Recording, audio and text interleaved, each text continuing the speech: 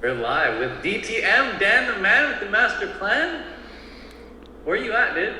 Right now, I'm in Prescott Valley, Arizona, dude.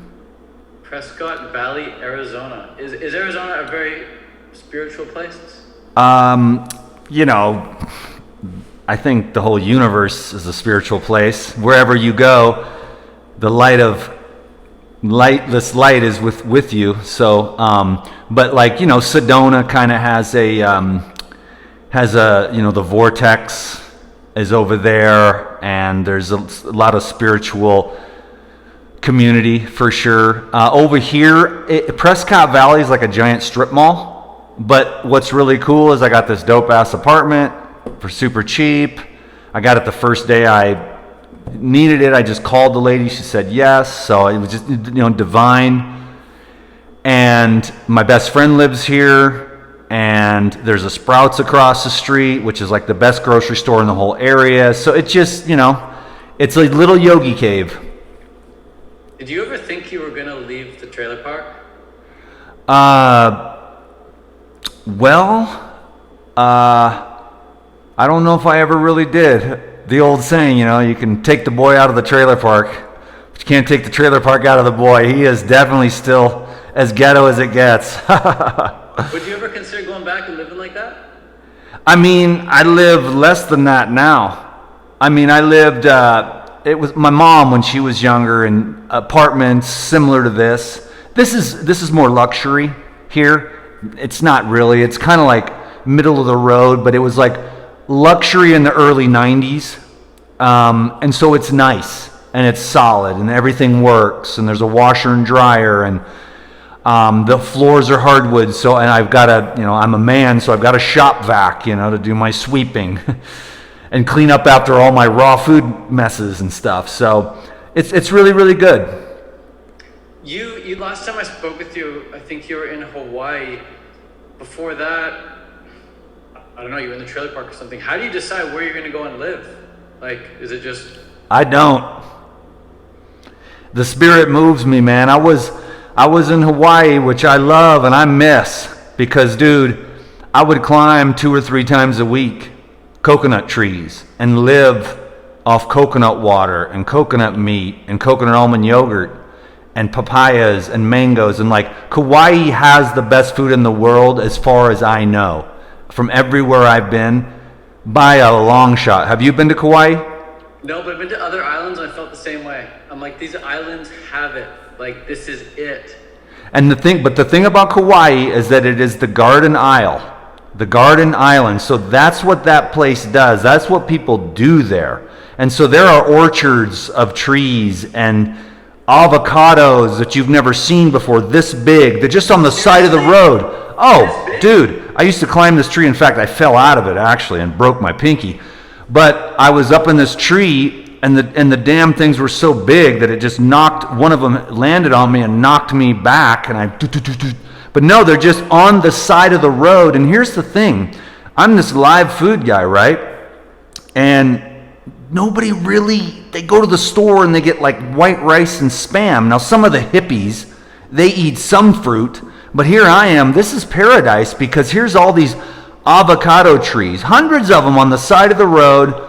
And avocado season is like 9 months out of the year, bro, because of all the different varieties. And you just go there, and everybody knew what my truck looked like. The blue truck with the fruit picker out the back, loaded with coconuts. And I would just drive around, live food boy, hit the beach, take off my clothes.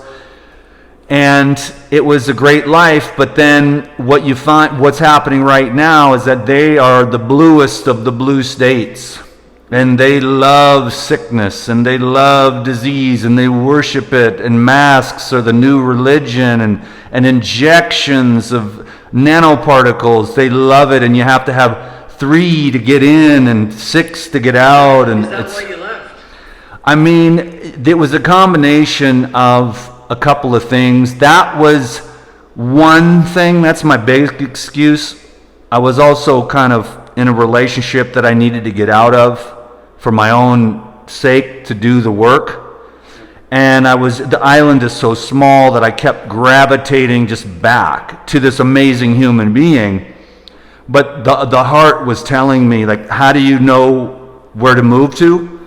Yeah. My heart was, telling me, I love Kauai, but I wasn't getting the work done that I needed, and I wasn't listening to my inner self because this woman was amazing, but the inner self was telling me, you have this work to do as kind of a masculine, spiritual yogi, this breakthrough that you need in order to really even thrive in a relationship. So I'm on this journey for a long time, from the kind of the hard childhood, the trauma, and really working on what I consider to be true healing. I mean, we all drink the juice and we do the raw foods and go on a little fast or something, and then our skin gets better and we think that's the end of the road. But if you're an old gangster like me and you've got like the pain of 1,000 generations in your nervous system and in your pain body, you want to see if you can, what else are you going to do? I mean, I could avoid it. I know how to smoke and drink and hump and eat my way out of anything. But I just it stopped. All that stuff stopped working quite a while ago. Then the YouTube came, and then I was accountable, and they kept me going even further because I had quite a few snapbacks. Just because I went raw doesn't mean I didn't have a lot of little weird binges and crazy snapbacks and all kinds of strange stuff. Then when the YouTube came, I had that accountability, but it also made me pretty tight too, because I was real tight. So I had to kind of dip off of there for a while. I'm just always working out my own deal, and I know it's not that well understood because a lot of it is like muscles or weight loss or pretty skin or how you look on Instagram, and I just kept wanting to get through this. It's kind of like a demon, a low self-worth demon, like you're not worthy of love, and it's kind of like the pain of 1,000 generations, which I lived in that apartment right across the street. In that room over there, I did a water fast. I was shooting for 21 days because I'm doing this work to just sit there and burn through it, as it's very uncomfortable. And I came up to it, and that's where it came to me. I just called it the pain of 1,000 generations, just stuck inside of him. And on day 12 of a fast, it just was too intense. And I came up on that on the 40-day fast as well. But I had just came upon it at the end of the 40 days because I was more distracted and I was feeding my church and I was involved in a lot of things during that 40-day fast. Whereas now there's much more focus. That's what I've learned to do over the years, because I've done like 12 and 28 and 11 and 6 and 7 day fast many times, learning how to fast, meaning like fast from everything. True fasting, which I am still, just open the Cracker Jack box. Like I am amateur hour for sure, but I'm developing focus, determination, and it's not like you force it, but you just nurture patience. You nurture that centeredness. You're like, oh, I'm very uncomfortable. I want to go eat something. I want to go watch a movie, go get a massage, anything to distract. But let's just sit here with this. And that's what I've been working on, because I feel like there's just this old, patterns. There's 9,000 names for it, and depending upon what your school of thought is. But I call it the pain of 1,000 generations, or the pain body, or the trauma ball. And so, which manifests like anger. And then people on YouTube are like, why are you so angry? It's like, oh, fuck, let me tell you about my childhood. It's like, I'm not trying to make excuses, but I'm also just trying to be myself. Like, it's okay to be angry. It's okay not to be like Lou or like Christina or like Tavis, who are all these very well-adjusted people who have just gotten through it. And then the DTM is just, I hate to say it. I wish I could sit here and just say, and maybe I should start saying it. Well, maybe when I'm off camera. The honesty is the phase I'm at right now, connecting. But hopefully, because other people, they they just leave all that and they just go, I am already there. And they have, like just Lou is a great example. Like Lou wouldn't swear, and it's like, well, I'm not Lou, and I just swore, So it's been really hard to not be compared to the people around me, and I look up to them. Tavis, to hear him swear like maybe once or twice in 8 years, he's my best friend. Lou, I've never heard him swear. I think Christina swore a few times, I've got to know Christina off camera, and she's cool too, and just everybody's got their thing down, and I just never really got mine down, I just was like, I keep going for the next, I'm like going to get to the next level, and then I'll come out, and then I'll be a teacher, I remember too, watching years ago, you said something on YouTube that forever stuck with me. At the time, I think you had been raw for, I don't know, maybe 7-8 years or something at one point in this video, and you're like, I feel like I'm just getting started. And I was like, what? No way. Because you've been doing it for 7-8 years. What do you mean just getting started? And now, here I am, having done 10 years on Raw, and I'm like, I feel like I'm just getting started. And what you said, I haven't even opened the Cracker Jack box when it comes to fasting, and yet you've done 40-day fast, 21-day fast, 10-day fast, multiple. And I get it when you say that, because each time you do it, you learn that there's so much more to go. There's so much, you can go so much deeper, you can be so much better, if you will, you can be so much more focused, so much more zen, and you want another chance at it, right? You want another at-bat. Go again, right? So I get that now, but when I first heard you say that, I was like, what does he mean he's just getting started? He's been doing it for so long. So it's never ending, that's for sure. The Zen mind, beginner's mind. Yes. 0 point, like a child. Yeah.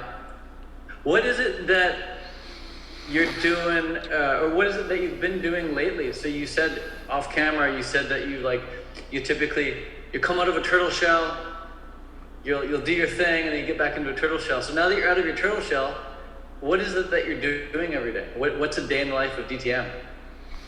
It's actually really simple. It's pretty cool. I wake up about 4 or 4:30 every morning. I've just trained my mind to do that. My alarm goes off at 5. And so at 5, every morning for the last 4 years, ever since the 40-day water fast, when I was fasting on about day 37, I was like, okay, God, I'm just about to wrap this up. And it was like 3:30 in the morning, and you can never sleep towards the end of a long water fast. You just don't need to sleep 1 or 2 hours. And it's 3:30 in the morning. I said, okay, and I'm out there on the floor, and I said, okay, now what, God, And then I went and sat in the middle of the floor, and I actually went into a full lotus, which I've been working on my whole life. So when you're fasting, your joints become like a 3-year-old girl, right? Especially that long into a fast. Oh yeah, I went into full lotus, and it was amazing. But instantly, I was like, wow, I'm in full lotus. I put my hands in the mudra, and I was transported to another lifetime, where I was a monk, shave head, big, giant, strong Asian monk, red robe, yellow sash, in a room with a candle, and it just flashed on me, and the message was, it's time to really learn how to meditate. Not 20 minutes here or 20 minutes there, once or twice or 3 times a week when you feel like it. You know what I mean? But actually, because when I first started meditating, I couldn't even sit for 5 minutes. And then over the years, I dibble-dabbled for years. 20 minutes here, 10 minutes here. 20 minutes was kind of the time frame. And then it was just, I knew that it was time. So, and then just a few days after that, this book came into my life, Concentration and Meditation, which is one of the best books I've ever read. One of the most potent books, Concentration and Meditation by Swami Sivananda. I call him the no BS guru, and I read that book, and it taught me how to really once and for all meditate. I had already read some of Swami Sivananda's books, but this one was a real game changer, because for a personality like mine, a nervous system like mine, with a history like mine, meditation is indispensable prerequisite to getting the hemispheres balanced out, and learning how to focus and stay calm and be more of the awareness, so that you don't respond, so that you can your response time is much more, you're just, hold on, I'm not gonna, because you want to F you, like on YouTube, which YouTube is like your greatest teacher. So a day in the life of Dan starts with the meditation, which I can't, just my personal experience, I want to recommend that. An hour a day, or whatever. I actually recommend usually 20 minutes to my clients, just because I know what it's like, and you can't force the flower to grow with a hammer. You know what I mean? You just gotta allow. So I've learned to never fight. Just sort of fight without fighting. Just keep on being present and stepping forward. But forcing doesn't work, because that creates counterforce and eventually wears you out, and it doesn't work. So the meditation is the key. That sets the tone for the day. And it also is interesting. Meditation is also an amazing gauge for your diet. Did you overeat? It's harder to meditate. Are you eating too many spicy combinations? Then your mind is like all over the place, and you might sit there for 1 hour just watching your mind just flip-flop like a fish out of water. And you're like, wow, I cannot get control of my mind.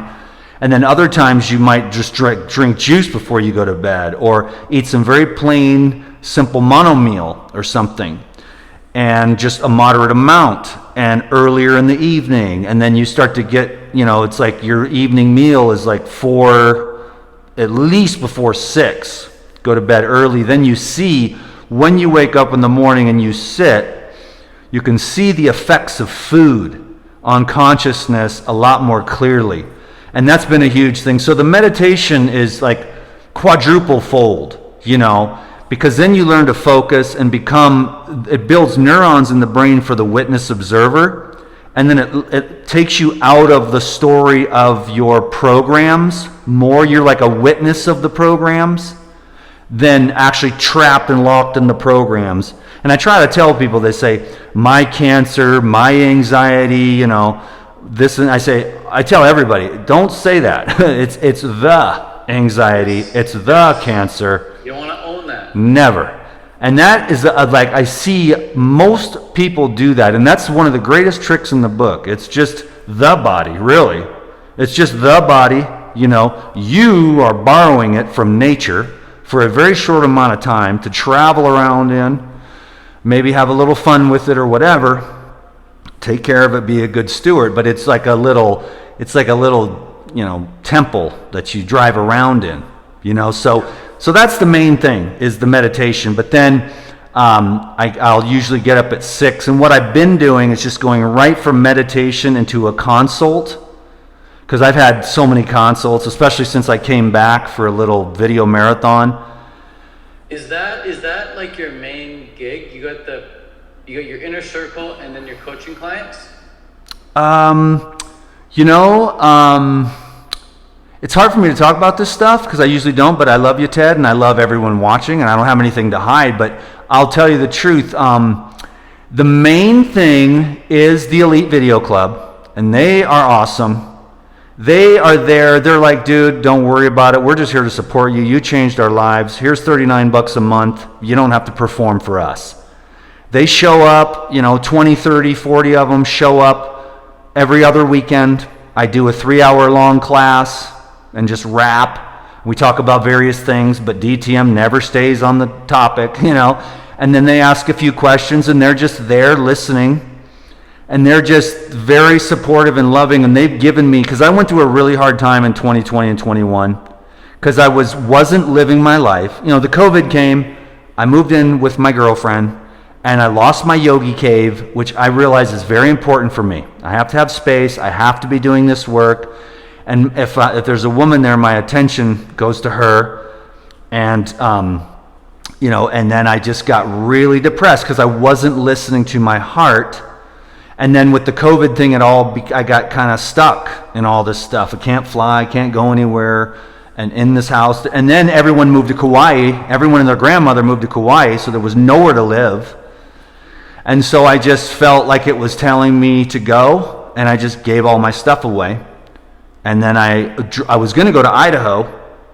I bought a little car. I saw my kids, hung out with my kids. And then my ex-wife and I started arguing. Well, she started arguing. And so I said, okay, guys, I got to go. Hopped in my little tin can that I bought for $4,000, a little Nissan, and drove it from Idaho. I was looking in Idaho. I was like, this isn't really the vibe, And then I went to Montana. I was like, this is a little bit more rural, but maybe later on buy a cabin, and head on up to Montana. Montana looks amazing. Freedom, baby. Like I was like, for a while there, I was like, we got to bug out. It's like I'm gonna have to buy a bow, an arrow, a gun, and become a hunter. I'm out of here. I ain't taking no shots. Okay, 21 years raw vegan. I'm out of here. Give me a fishing pole, and I'm gonna go survive. You know what I'm saying?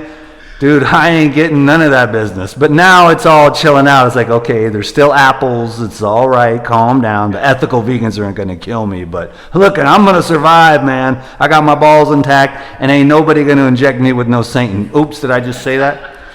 Word. That's about... So you considered a cabin in Montana. That's actually one of my dreams, dude. Getting a cabin in Montana. Is that something that you considered? Dude, I want to get a cabin in Montana on a river. And I want to have a wood cutting business. Chop wood, stack wood, and deliver it. I mean, because, dude, I used to do it when I lived out in the country for all these people. They'd be like, what can we give you? Some weed? You want to marry my daughter? I'd be like, no, I just love cutting wood and chopping it and stacking it. It's the most zen thing. But right now I'm very blessed, and I know that, it's like the Dan is like resisting it, but it's like the God is like, get onto the camera and say stuff. And then it makes me, and it's like Paradigm, which we'll finish that story. It's like Paradigm is kind of my second, because I got in at the beginning with Lou Corona. Yeah, I actually got some bottles in my upstairs still. What do you got? I got the enzymes and the probiotics. Love it, dude. That's all really good stuff. And want to know the most practical thing, I think, for dudes like us is that protein. If you ever get a chance to try that protein, bro, I love it. What's the base? It's pea, hemp, and goji berry protein. Wow. It's all whole food, it's just dehydrated. Goji berry protein. Yeah, which is one of the proteins that's known to produce human growth hormone in the human body. So that's why... Ooh, look at those guns. I've been doing yoga, and I hit the gym once or twice a week just to stretch and flex, because too much lifting weights takes away from the meditation. And there's inflammation, and then you can't sit. So I have to keep all of my exercise very moderate, but that allows me to perform every day, because I'm just here to have fun. But I don't want to do anything to disrupt that perfect meditation pattern. And if you work out too hard, or you squat too much, or you just lift too much and you're ripped, mostly the legs, you'll notice. But, when you lift too heavy, you get inflamed, and then you can't sit as well. So all of my exercise is moderate. And then I can do it every day. So we're still working on... my brain is working better, because I know we're still working on how I make my money. Why you want to know how I make my money? How you make your money, motherfucker? Because a lot of these dudes are like, oh, Dan, you shouldn't be making all that money with the Paradigm and all this stuff. It's like, listen, if you were making money, you would not be worried about how I'm making money, so go make your money. Because when you're making your money, you ain't worried about someone else is making their money. Because everybody's trying to make money except the motherfucker sitting on his mom's couch and not making no money. So you got to ignore those people. Believe me, I had to learn that lesson the hard way. But we're working on my money, which is, I still don't know why you want to know about my money. And I got to tell you about a day in the life of Dan. That's it. We're getting there, dude. Dude, I'm telling you though, but my brain cell is working after all those years, man. We are chipping away. No, I can tell you, one of the things that people wanted to know from me the most when I started getting on YouTube and traveling is, like, Ted, how are you affording this lifestyle? How are you affording it? That's a nice way of putting it. How are you affording this lifestyle? So I told them, I was like, I've got this ebook, and I've got this course, and I've got this coaching program, and I coach people. And then people started asking me, well, how do I put together my ebook? How do I put together my course? How do I put together my coaching program? I didn't want to tell them at first, because I'm like, I'm just getting started with this. But they kept asking.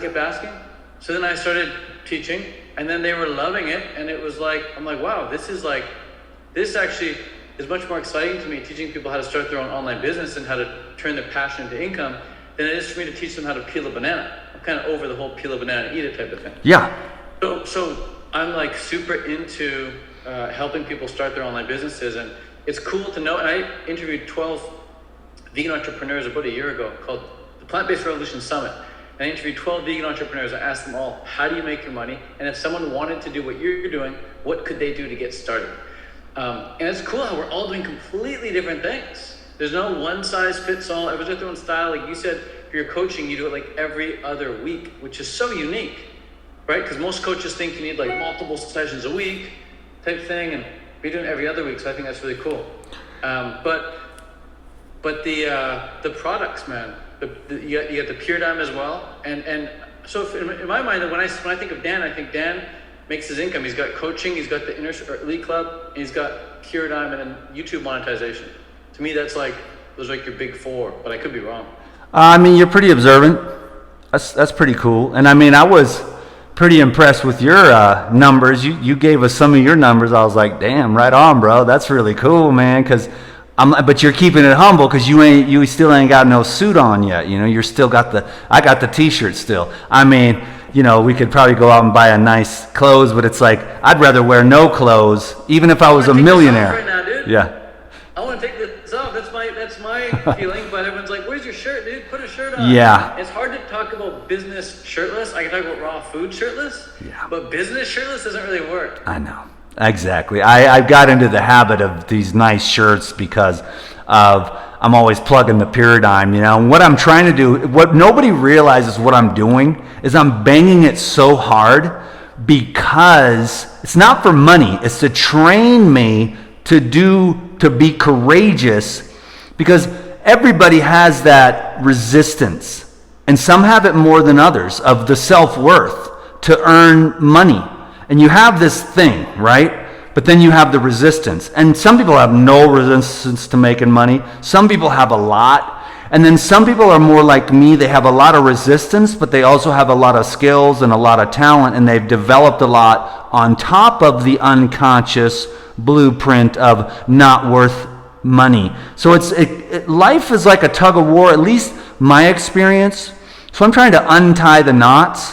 So I really plug the Pure Dime because I don't know if people can even imagine this, you know, but it's like God is telling me that I work for Pure Dime, because I've been resisting it because, you know, you don't really want to be schlepping anything. But here's the thing. The pharmaceutical companies sell their pills, they make trillions of dollars, and nobody gets any benefit from it whatsoever. Maybe a few people stay alive a little bit longer, and they're all propped up with their thyroid medication and stuff like that. But they don't really get to the root of anything. You know, and so what we're doing with herbs and superfoods is we are actually helping people to have a lifestyle that they can work their way out of sickness and disease. Almost everyone is like sick these days, you know? It's pretty weird, like my friends and stuff, and they should know better, but they're off the rails, you know, and they're going through the holidays and they're chomping down on all this, you know, stuff that is more mucus forming, and they're not caring for their gut and their lymphatic system. And so that's going to be the metabolic residues that I've just paid attention to, because that's step one. Then the other work is the hardcore, you know, just staying fit and healthy and hydrated. And then I'm also doing this other work, which is the consciousness, untying the knots of consciousness, freeing myself from the prison of the mind and the programs and the society. And then also I'm doing this really hardcore body work, which is the reason why I'm here with my best friend. He is the master at breaking up all the ossified tissues that carry a frequency of low self-worth, because when you have low self-worth, only then do you do the drugs and the cocaine and the meth and the heroin and the weed and the alcohol and the cigarettes and the painkillers and eat the crappy food. But if you had an energy that you cared for yourself, you would never do that. So then you snort it, smoke it, drink it, eat it, and then you get those calcareous deposits all through the body, the residues of synthetics, coming all the way from drugs during childbirth, well baby visits, intramuscular infusions for, the little children, now more and more these days with aluminum and mercury and 180 other isolated synthetics. And so it's the isolated synthetics, and I was really hardcore. And I try not to make it sound like it's really cool to be a drug addict. I was really lost, and I was born into that world. And I was a pothead at 4 years old. I was like, Daddy, give me a toke. You know what I mean? And by the time, yeah, my brother's over there in the corner working on another box of saltines at 6, and I'm over there, Daddy, give me another toke, So, yeah, and so then by the time I'm like 8, I'm stealing my dad's weed and rolling it up on the Bible and out selling joints to my friends.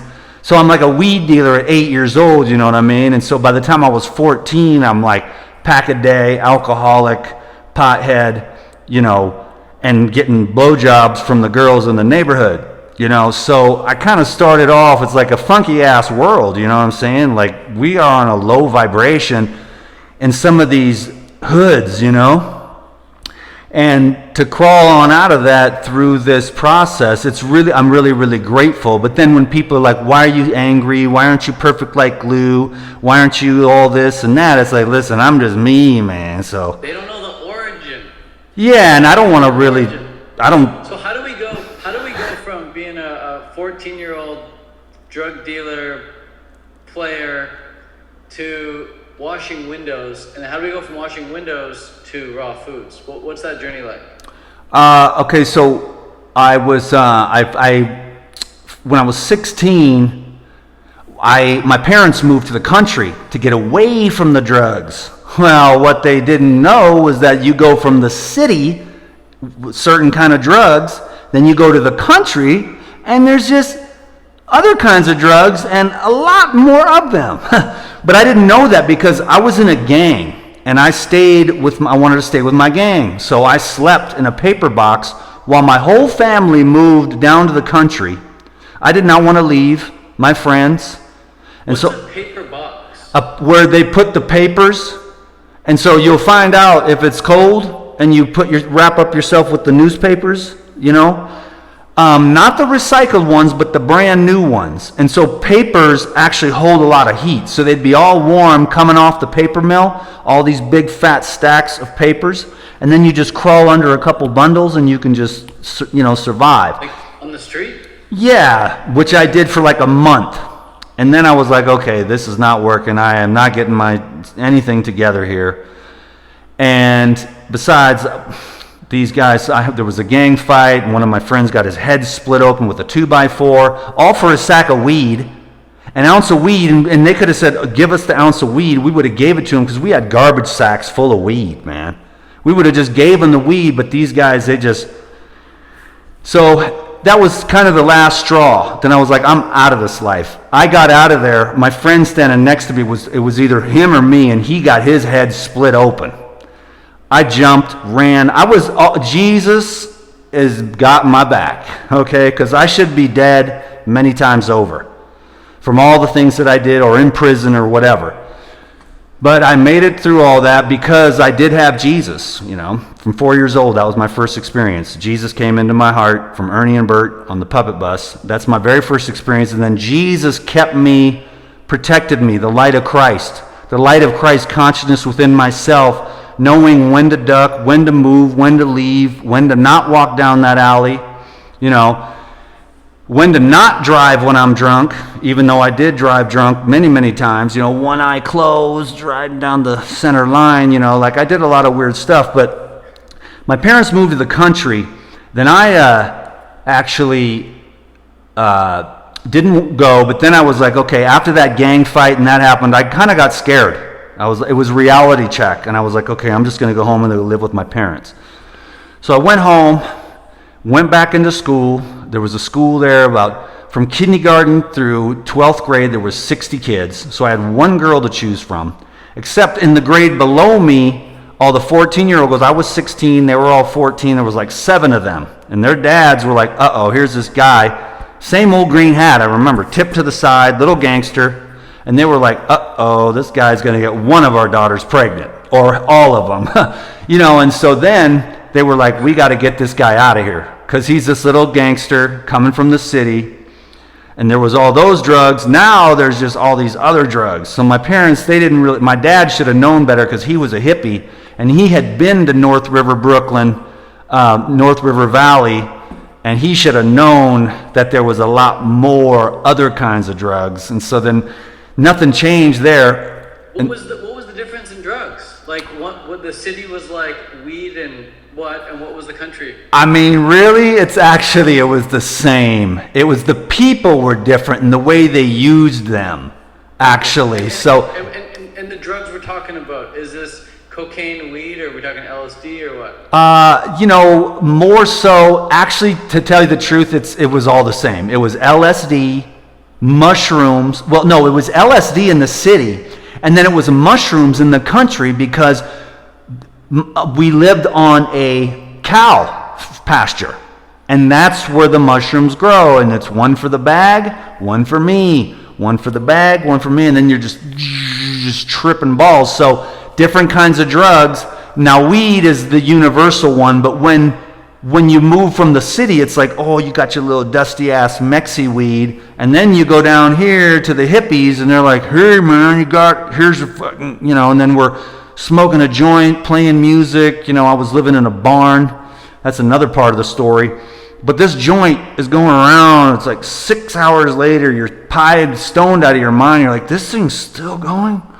Holy shit, They would roll the fattest joints, the fattest buds, the biggest sacks of weed. So my parents, they didn't really make a real good move there. But the air was fresh, and I got kicked out of school because the dads talked to the principal. The principal said, if you screw up one more time, it's like, if I screw up one more time. So the next day I screwed up. I mean, I was a screw up. So they knew it was going to happen. They kicked me out. Then what happened is the final fight with my dad, the final time that my dad... Do you remember why you got kicked out? What was the reason? What was the screw up? If you can remember. You're probably maybe too high, I don't know. Well, that's the thing. I mean, there was this one time I did get real high, paranoid. I would get stoned every day, but this one time I got real paranoid because I smoked this like pine cone bud with Guy Covey. And Jeremy remembers that. We all remember that day. And the problem was probably that it was probably the aluminum we smoked on the tin can, but it was a demon bud. It looked like a demon. And he put it on the can, and I just took a couple hits, and then boom, I was so paranoid. I don't think that was it. It was something else. Like, I can't remember what it was that actually the final thing that got me kicked out. But I don't think it really mattered. The exact detail there is pretty interesting. I might try to think about that. But anyways, they kicked me out. And so then it was unrelated, but my dad had some anger issues. And I had been living there for maybe 6 months or something. And finally, my dad was just pissed. I don't know what it was, but he punched me one last time and threw me outside in the snow. And I had a towel on. I just got out of the shower. I think it was because I didn't do the dishes or something.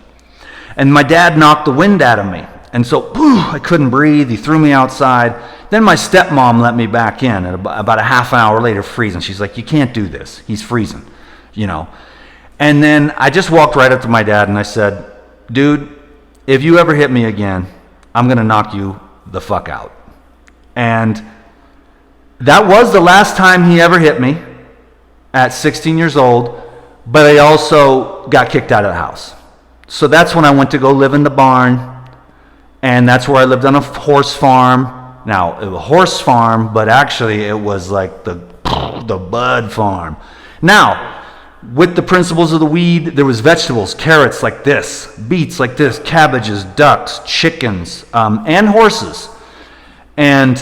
But it was the buds. That was the real deal. And so there was music and hippies, and I was just working. I kind of learned how to work on a farm a little bit, do some gardening, take care of animals and stuff. But I wasn't really very good at it, and I wasn't very focused.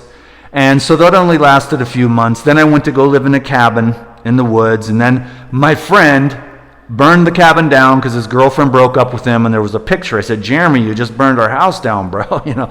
So now we're homeless again. And hell, I don't even know what I did after that, but I moved into the town eventually, Aberdeen, I think at about 17 or something.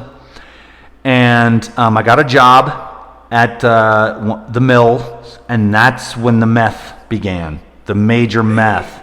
Yeah, because we thought our boss was doing like crosstops, right? But no, it was we said, hey, we want to stay awake, and so we can work more. And then finally we all went in there, me and my two buddies that worked at this mill, and my girlfriend too, who eventually, she was like, this is a dead end, and she quit and she broke up with me, and that's what broke my heart. But then we got high on that meth, and we listened to, Shaka Khan over and over again. But I was a sawyer. A wood sawyer. I saw. How long does the high last? On meth, the first one, many hours. It was a little tiny bump, but it was enough. Is all it took. And I already had that in my system from birth. I was already introduced to amphetamines. It was already in my system. It's what's interesting is whenever I did cocaine, I would feel normal. So I know my brain is really wacky. But the meth, that would keep you up. And then you would take stuff apart, and it turns you into a total tweaker, and you're just a weirdo. Take stuff apart, and you're like sitting on the middle of a chair at night, spraying cockroaches on the wall, big bug-eyed. Craziness. It's amazing I survived that. But it explains a lot. It's like, oh, no wonder this guy's like, got a screw loose, right? And so I have a great excuse, but that's where that started, was the meth. At that time, and then we really all got into it. I was a meth addict for a few years, and then slowly I got off of it. Oh man, I stayed up for a month one time. I was crazy, dude. But because I would have, it was so cheap, and it was so easy to get, and there's so many different colors and kinds, and if you got the good stuff, you'd buy it all. If you got the really good golden stuff, that was really like, you'd really feel it. Some of the other stuff was cheaper and more watered down and stuff, but it was very prevalent in that town. Kurt Cobain, Grays Harbor, old logging town, no jobs, no nothing, depressed economy, lower vibration of people, not in a negative way, but just salt of the earth. Fish, the Swans man delivers your food, go to Costco, live out in the country, old loggers, and the logging industry is no more, but the people are still there, and there's just no more jobs, really. So there was a few... Because what, they cut all the trees down? It just got to the point where a lot of it was so much more automated, and yes, it all had been, cut, and then some of it was on third growth. And so you get these little pecker poles, and you just still making paper products. And I still had a job at a mill, so I worked at a cedar mill, and I cut the shims and ridge. And I was the sawyer, so I made good money, and we would work like 16 hours a day because we were meth heads. I mean, what are you going to do? You just want to work. That's what meth heads do. The smart ones, they do meth and they work. I took Adderall once, or Dexedrine once, which is like a meth basically for basically. And I remember taking it and feeling like this is the ultimate work drug. If I was a soldier in the army, I'd be the best soldier. If I was a student, I'd be the best student. If I was an entrepreneur, I'd be the best entrepreneur. All you want to do is work. There's nothing else but work. Well, for a few days or a week or two. Well, no, I mean like for a few till the high wears off, right? Yeah, and then you got to take 2, and then you got to take 4, and then you got to take 8. It was unbelievably bad. Is the come down super bad on meth? Oh, dude, I'm still coming down, bro. It's been 20-something years. It's like hell, eh? It really is, but what's cool about it is that you get better. That's why it's easier for me to fast. Because pain, discomfort, whatever. I've felt a lot worse. So it's like, here I am, I'm a little weak, or whatever. It's like, no big deal. I mean, when you're coming down off weeds, all the, God. And now, that's the work that I'm doing with the body work, one piece at a time. My friend Tavis, he'll work on this much for 4 hours. He'll work on just like this much. and he'll just scrape it. He does like surgery. And he was working on here a couple weeks ago, and right when it broke loose, one of the layers, tears came out of my eyes. And at the exact moment he said, oh, we just got through another layer. Cool. At the exact same moment. So it happens simultaneously. So we're breaking through these layers, and what I'm doing is staying on the clean diet, hydration, yoga, fitness, no stress, no drama, because I can't have any stress if I'm going to go through this process. But that is what happens for all the people that did drugs and, synthetics and injections. Everyone responds differently. Some people have a lot higher glutathione and better detoxification pathways. In my family, we don't really have that. So I have to work a lot harder than the average person. Kidneys are kind of an issue in my family, and the dopamine and the serotonin. I'm really working on the endocannabinoid system, which I fried with weed and drugs. It takes a long time. So I'm on the path of regeneration, and I don't expect anyone to understand this, because this is a compilation of Arnold Ehret and Hilton Hotima, and talking to Lou and talking to Tavis, and talking to Dr. Robert Morse, and reading hundreds of books and thousands of videos, and trying to like what's wrong with me? Because I've had inflammation. I'm an Aries, so we're all cerebral. And I remember the jab. I got the ADD, and that's where they start with the Adderall and the Ritalin. Because what it is immunoexcitotoxicity, or, brain inflammation or nerve irritation, because the chemicals in those solutions sink into the blood-brain barrier and get to places they're not supposed to be. So the immune system is on hyperdrive, and the nervous system is irritated by the presence of those isolated chemical substances that are recognized as non-self. So the immune system is always attacking it. So they call it autoimmune disease, but it's really not autoimmune disease. The doctors just don't know that, hey, dummy, you're the one that injected me with this stuff 30 years ago, and now it's starting to manifest as a chronic condition instead of an acute condition in the kids with ADD, irritation, inflammation, inability to pay attention, and just irritated, ill at ease nervous system. So I'm trying to get my nervous system back and get my heart to open. And so it's just it's a real work to me. And that's why you can see why someone like me might not just jump out to YouTube and celebrate it so much, because it's like, well, you're kind of weird and unique. Well, not everyone needs to do that, or they're not as aware. Like, you can fake it all day. You could fake it on here. You got your lighting and everything else, and you could say all the right things. But can you really be real, and does it really matter? Like, this really matters to me. Like, I pray every day for help from the Most High, because I want to just feel better. I feel really, really well.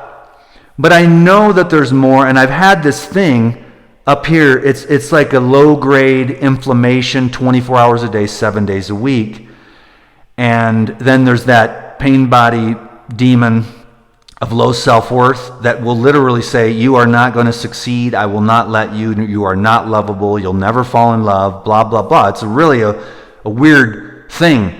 But I hope to break through that, which I think is associated with those deposits, because those deposits are the drugs to suppress the not good enough. I'm not good enough, let's get high and at least feel good enough for a little while. Then you got to pay all that debt. So that's what I'm doing now in my life, is paying my debt. And that's why I say, like the crazy man, hey, if I could go back and do it all over again, I wouldn't touch a cigarette, a drop of alcohol, none of it. I would be sober, I'd be celibate until I found the one woman. I'd make a couple of perfect babies. I'd have my shit together. Not a couple of perfect babies, dude. I mean, I actually do, yeah. I just wasn't ready, I wasn't, we're working it out now, but see, I passed the pain body onto them. Thankfully, I never hit my kids, Never yelled at him, except one time I yelled at Natea, but that was like about 6 months ago, because she was mad as hell because I stopped the child support, but we're working that out now, because she was still... What do they think of their dad? I think that they think he's cool. I think they wish I would have been able to be there, but I don't think that they are aware of the dynamics between the mom and I. I'll take my half of the responsibility for sure, but you can't take full but we just didn't she was quite a bit older than I was. I'm like a breeding stallion, and so her clock was ticking. Here I am, young, dumb, and full of what, and I really love my kids. They're very, very special. I wish I could have done a better job, and I kind of knew intuitively that I wasn't really ready to do a good job. I think I could do a much better job now. But what I want to do is clear this debris away, and I believe that I finally learned enough, because I've been on this journey, but then this distraction and that distraction and this distraction and YouTube and girls and money and fame, and it sucks your head up, and then you get off track. And then when you get back on track, you're like, okay, this is my priority. I'll make enough money to pay my rent, but I'm going to focus on this. I have one thing. That's what I'm doing. And that's my advice to everyone, is pick one thing and do it, because everything else will resolve itself around that. That one thing is life regeneration? To oversimplify, I could sit here and give you a 20-minute dissertation on what exactly that looks like. But that's... You wouldn't oversimplify to be life regeneration? Yeah, physical, emotional, mental, and spiritual regeneration for illumination. Because you've picked that one thing, right? When you created the brand name Life Regenerator, you are the Life Regenerator, man. But what's totally crazy is I had never made a video. I never thought about videos. I didn't know what videos were. I didn't even know what YouTube was. I met Krista at a David Wolf retreat, and then I went over to New York, and she had a desktop, and then I was like, okay, how am I going to watch, back then I remember everything you clicked on led back to porn. That's how it was back then. Maybe that was just me, actually, but it seemed like it every time you clicked on. You were clicking the back button. It was 2007, and I had no idea, but I had at the time, Krista and I went down to Florida to meet Robert Morse at his first detox school. And there was 12 people there or something. And so I just picked Life Regenerator, not having any idea about branding. I have done a terrible job at branding, terrible at YouTube, terrible at social media. I've hired some people, but it just made it worse. And I wasn't ready. And I don't know if it's my destiny or not. Because I think maybe later, but there's this thing I want to complete. I call it the complete healing, And for 21 years, I learned about it from the Essene Gospel of Peace. Fast and pray until the Lord of the house returns. And I made it 40 days, and I had just gotten to what I call the trauma ball or the anger ball, because I was on day 38, I think, or 39. And I was like, why am I so angry? I'm this toothpick, 128-pound toothpick, sallow, and I'm angry. And then I reached down and I pushed on the little ball, and I was and it was just this wave of anger. So then from that time on, I called it the anger ball, and later on I kind of termed it the trauma ball, that the little boy just stuffed it all in there, and he's frustrated, and he's still working at it. And it's, I'm not going to say embarrassing, but I think that I wear my heart on my sleeve. And I bet you there's more people struggling than what they want to admit, especially in today's modern social media, where everything is butterflies and rainbows, and spirituality is this wonderfully perfect, ever-flowing, rainbows, Skittles, and butterflies floating. But true spirituality is really like, wow, I'm a dick, I really need to change, or I'm greedy, or I'm selfish, or I'm impatient, or I'm angry. And, that's real, true releasing. Because my philosophy is that the light, the love, the peace, the abundance, the faith, it's already there. It's like a quality within the field of divinity itself that's already in all of us, simply blocked out by the software.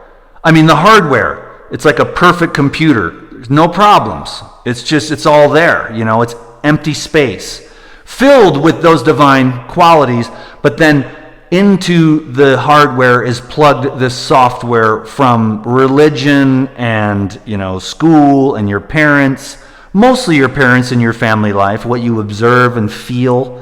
And from utero on, all the way through everything that you observe, and then the base of the subconscious is built through those observations and experiences, So we're unraveling that, clearing away and peeling away the onion to get to the self, capital S, or to get to the absolute, even prior to the I am, because there's this I am.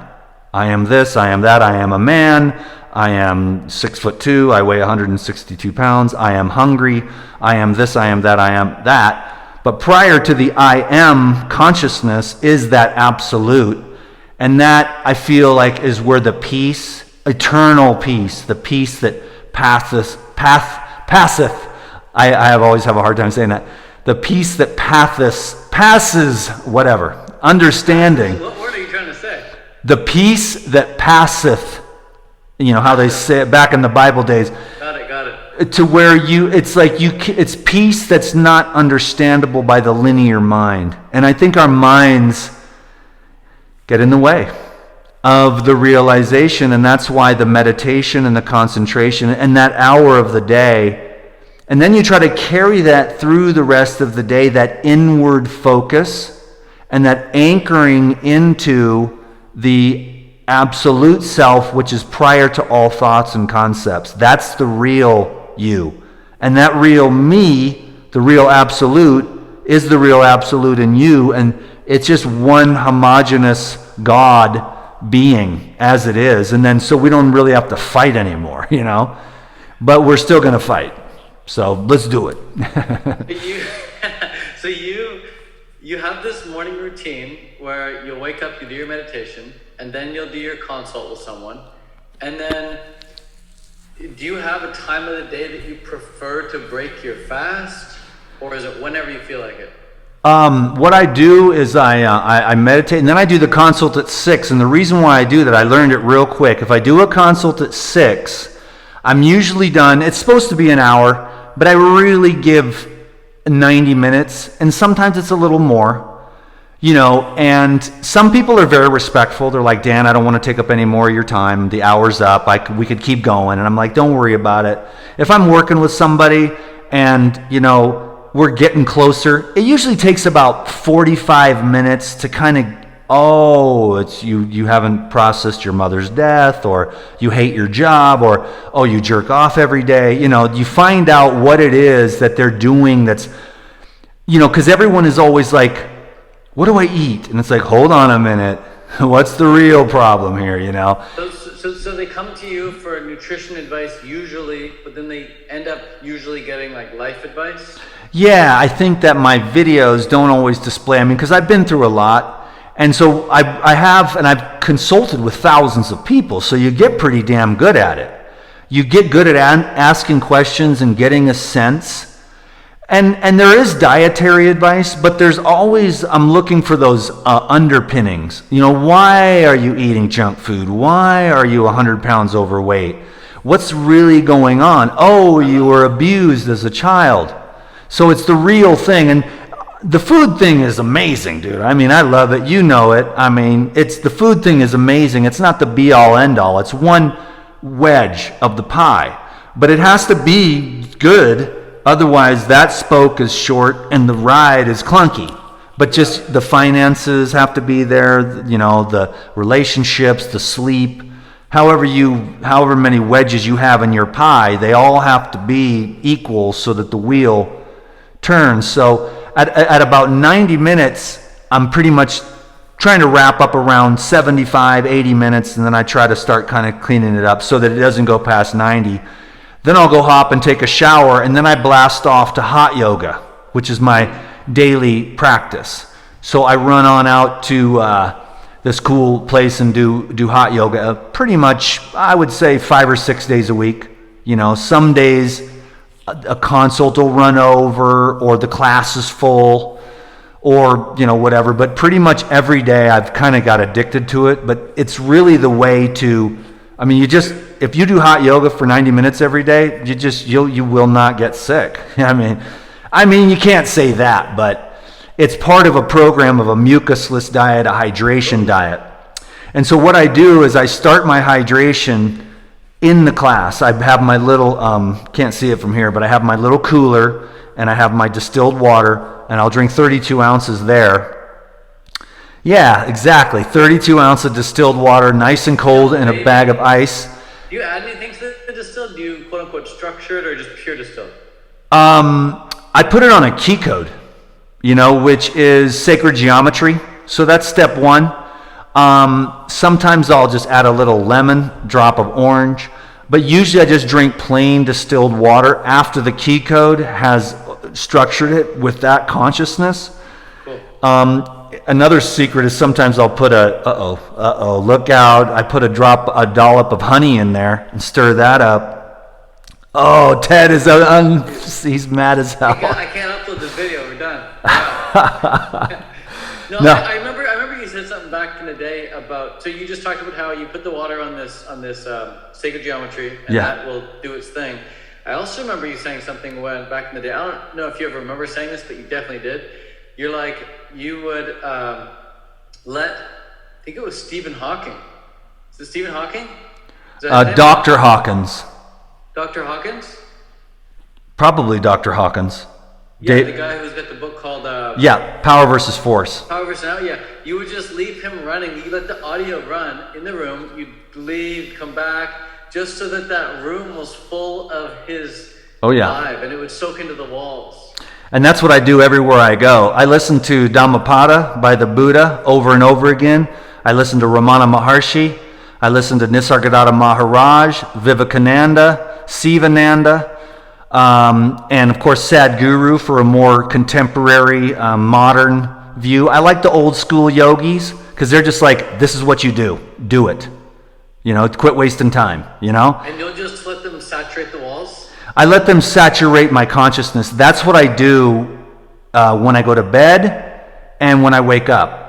Now, I've been more so doing those consults at 6, because normally what I would do is meditate, then I'd kind of lay back down, and I would play some audio. And so I do that if I don't have a consult, but I've been inundated. So this is my most recent routine, because I found that if I do the consult at 6, that's out of the way, and I just do like 1 a day. Sometimes I'll do 2 or 3 if I have to later on in the day, but then I go to the yoga class, because that's very important. Something about the yoga every day, it just really gets everything activated, opened up, stretched out, sweated out, and you're just... You must feel like you're progressing in that yoga, right? Like you must feel like you're getting these centimeter gains. Most definitely. It's a little bit methodical, robotic.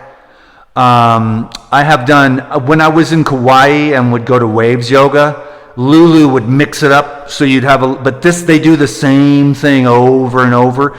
Then there's another girl that if I go to the afternoon class, which I do, sometimes I'll do 2 yogas in a day.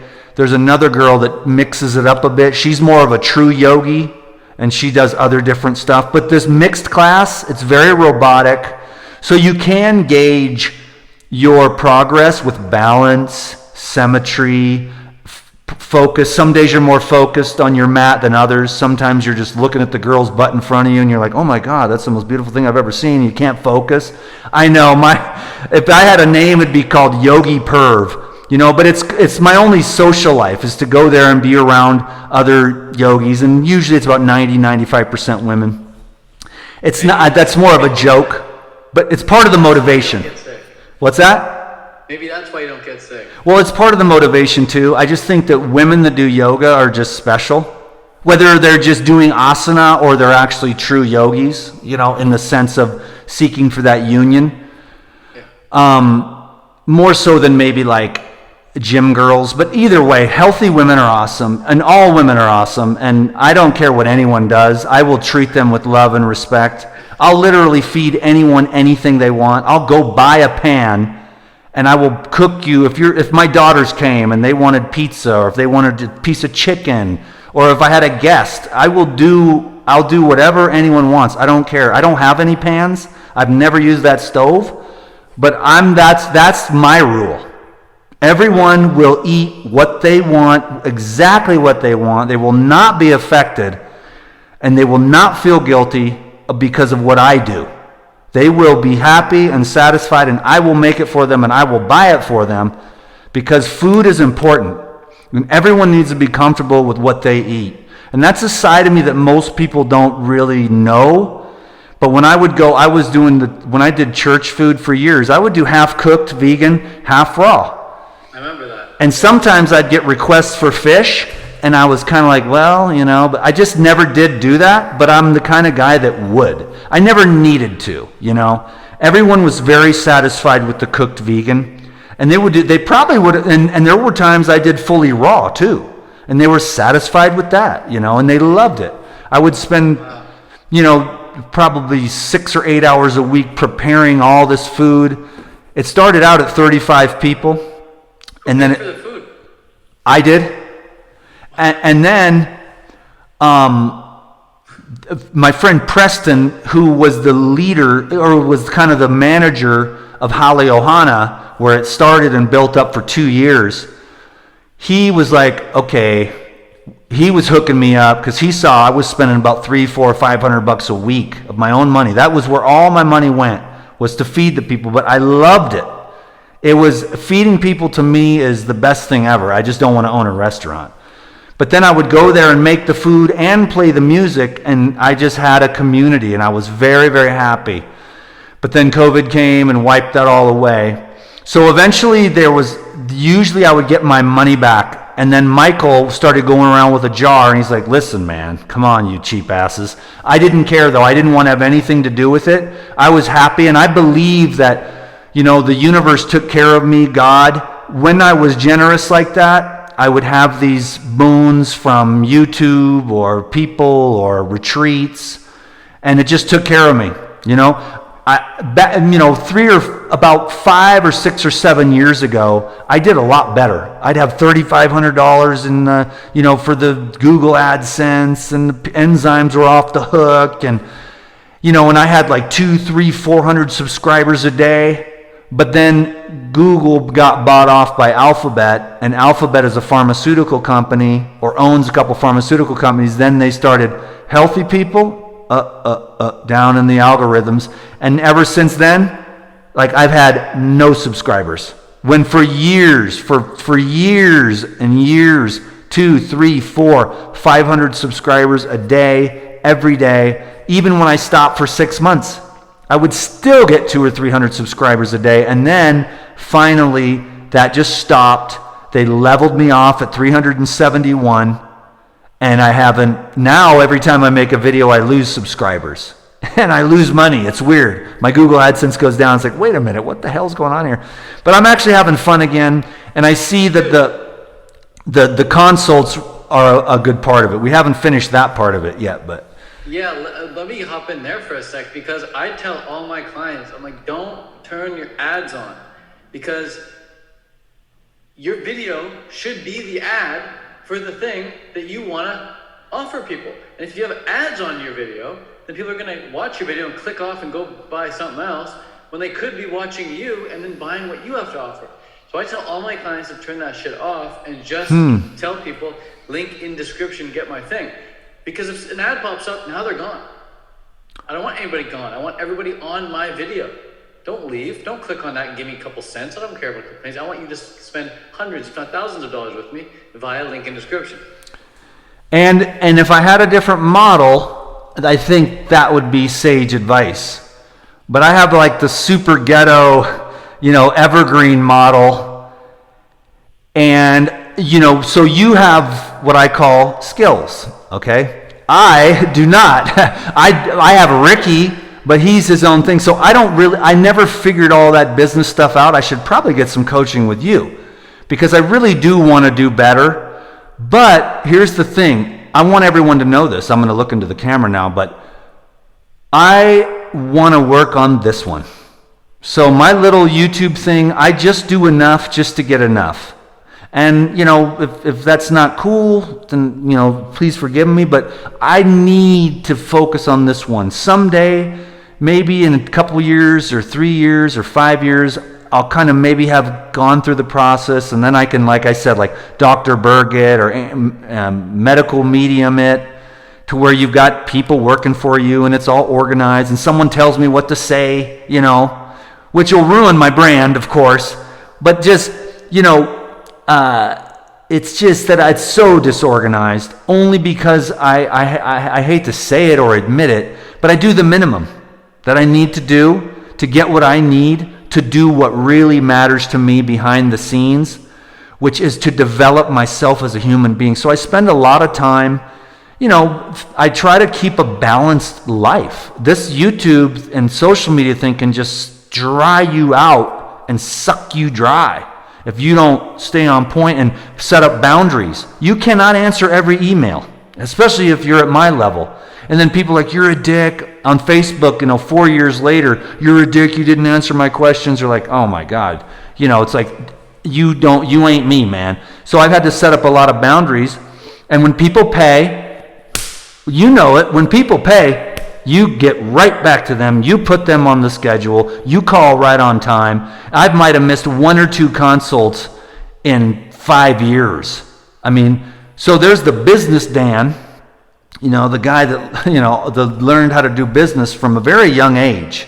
And I've been working for myself ever since. But I never did figure out all the technology. And I didn't, almost in a way I didn't want to, because I wanted to figure out this technology. So that's what kind of sets me apart. Maybe I don't have all the bells and whistles, but the real truth is that when this energy emanates, people can feel it because it's real, because he's really doing the work. He's not just talking about it or read a bunch of books and is thinking from a linear perspective. I'm on the track. And that's the energy that transmits that someday, if there is that methodical, structure of funnels and, getting them on the back end. And I could do like retreats. That's what I'm going to do here, and I could probably charge $5,000 or more a week, and that'd be kind of ideal too. So let's see how it all goes. But, right now I have done the minimum, and I haven't invested my time and energy in how to do this on YouTube, how to get more traffic, how to do this. We are 3, maybe 4, 5 hours max away from you having something completely different set up, something very nice, easy to run, and highly profitable. It's like, it's very similar to health in a way. Like someone's like, oh, why am I struggling with health? Why am I struggling with health? And if you could just work with them for 3, 4, 5 hours on their diet, their fitness, their lifestyle habits, everything would change for them. It's like that in business too. I see a lot of people struggling in business, and I'm like, you don't need to be struggling. You're so close. You're like a couple documentaries away, And with business, it's like a couple small tweaks, a couple different links here, and it's like things are very different. So let's definitely talk about that at another time. But I think that's a great idea. You do consulting? Yeah, I'll hook you up. Don't worry. Let's get back to the day in life. Let's finish this day in life. We're gonna get to it. Here we go. So by now, Tangent Master. By now we've finished yoga, I think. Now it's like what? 10 noon? Yoga is over at 9:45, and then I come and I drop by the river, and it's an ice cold bath. So I go from the hot yoga to the ice cold river, and I just, hopefully no one's seen me naked yet, So I just, I have. I just mean from the at the river. I don't want to freak anybody out walking by, but it's still early enough in the morning, and it's a real kind of an isolated place, but there is a trail that goes through there. But I just pull up on the road, kind of hike down a little bit, hop into the river, and just get that cold dip, you know? And then now my day is ready to start.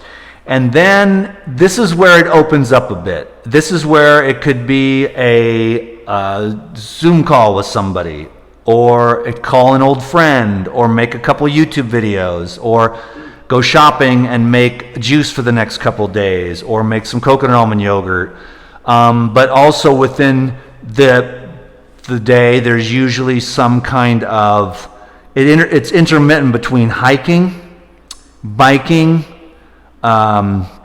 sunbathing, out in the desert on the rock, or maybe I'll drive to Sedona maybe once a week, do a little shopping. I have a couple friends over there. So after yoga, it depends. I might do another consult. That's kind of basically from like around 10 or 10 or 10:30 or 11. I might come back here, take a hot bath, essential oils or something, depending on, is it cold, is it snowy? So basically from like 10 onwards, but you were interested in when I break the fast, and that is usually after I get home from yoga. So that will be, usually my first meal is somewhere between 10 and noon, you know? And it's usually juice or something juicy? 95% of the time, it is juice. I'm a juice addict. I live on juice. I don't know if that's healthy or not, but I seem to be doing all right. I don't need that much food. I love the glucose, and I love the hydration, and my body's so efficient. And I'm not a huge, I am, sort of athletic. I'll ride maybe on my bike. I got this. Go across America, dude. Well, but right now, it's more of the moderation. I'll probably do 5, 8, maybe 10 miles on the bike. Just simple, couple hours, go out there. I did it yesterday and made a video. I ride my bike out to the middle of the desert. I worked out with rocks and some logs, and I made a video.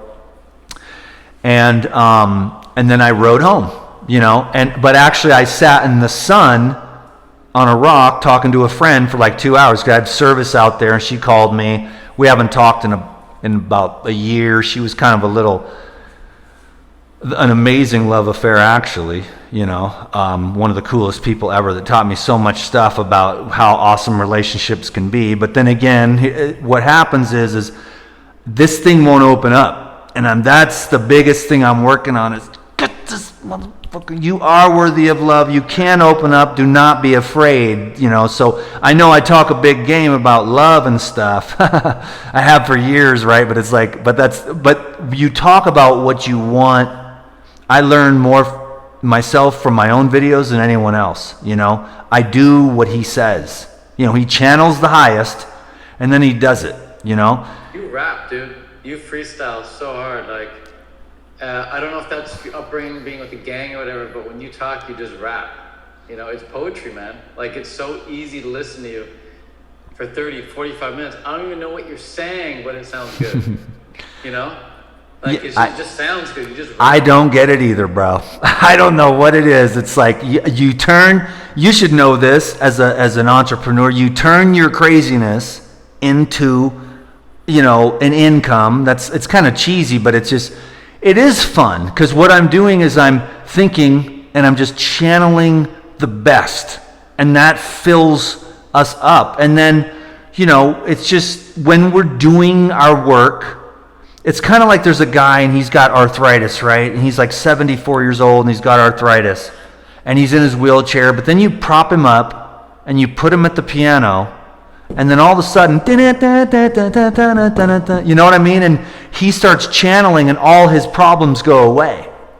And that's true for so many different things. The cheerleader, the news media person, the entrepreneur, the video maker. And so, and it's sort of like Sadhguru. And then what you do is you figure it out. You're like, wait a minute. When I'm doing this, when I'm chopping wood, or when I'm working with dogs, or when I'm, writing, whatever your deal is that is of service, your karma yoga, that's when you're channeling your highest self. That's when you're the happiest. That's when it's flowing through you. And that's where you want to be. And if we can find that, we become very productive.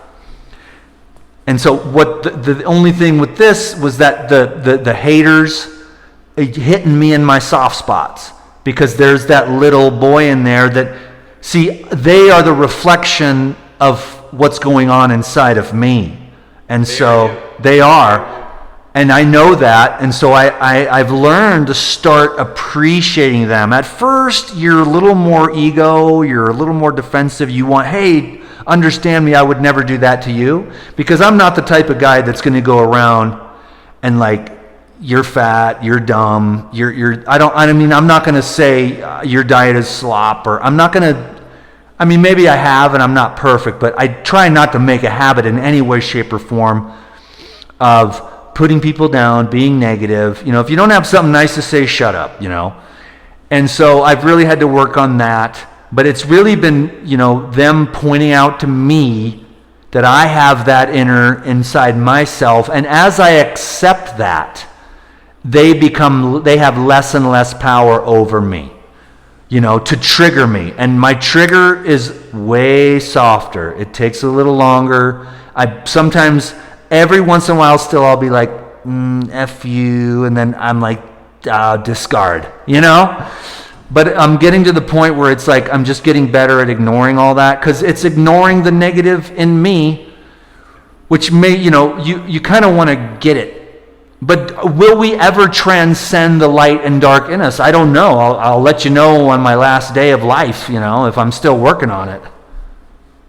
Yeah, it's like that quote. It's like, you think you're enlightened, go talk with your parents. Yeah.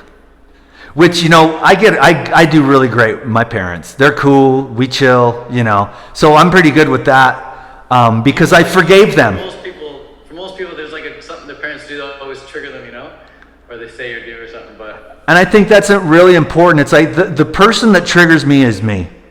Well, anyone can do whatever they want.